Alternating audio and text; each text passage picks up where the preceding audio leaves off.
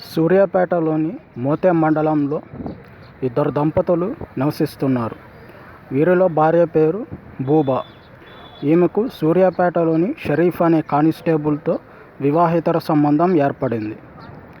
కానీ అప్పటికే షరీఫ్కి వేరే మహిళతో వివాహేతర సంబంధం ఉంది.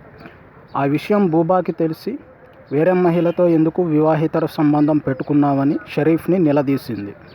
షరీఫ్ ఏదో సర్ది చెప్పి రోజు నెట్టుకొస్తున్నాడు. కానీ ఇద్దరి మధ్య గొడవలు రోజు అవుతున్నాయి.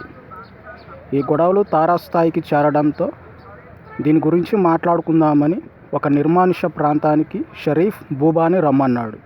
అక్కడికి బూబా వెళ్ళింది. ఇద్దరికి ఆ విషయంలో మాటామాటా పెరిగింది. షరీఫ్ ఆగ్రహంతో ఆమె చేరతోనే ఆమె గొంతుకు ఉరివేసి చంపేశాడు.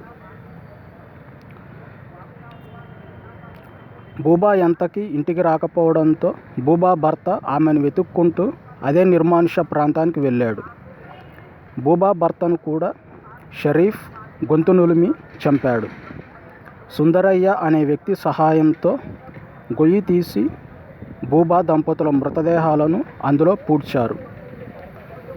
ఆ తర్వాత రోజు సూర్యాపేటలో షరీఫ్ ఏమీ తెలియనట్లు యథావిధిగా విధులకు హాజరయ్యాడు.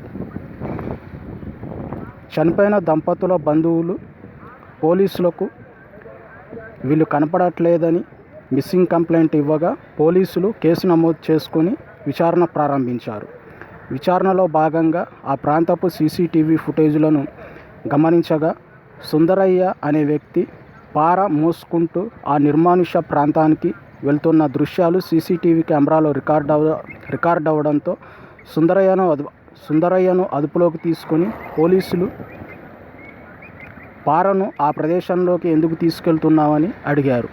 సుందరయ్య పొంతనలేని సమాధానాలు చెప్పడంతో పోలీసులు వారి శైలిలో విచారించగా జరిగిన కథంతా సుందరయ్య చెప్పాడు. సుందరయ్యని షరీఫ్ని పోలీసులు అరెస్ట్ చేసి రిమాండ్కి తరలించారు. ఇలాంటి ఇన్ఫర్మేషన్ కోసం లైక్ అండ్ సబ్స్క్రైబ్.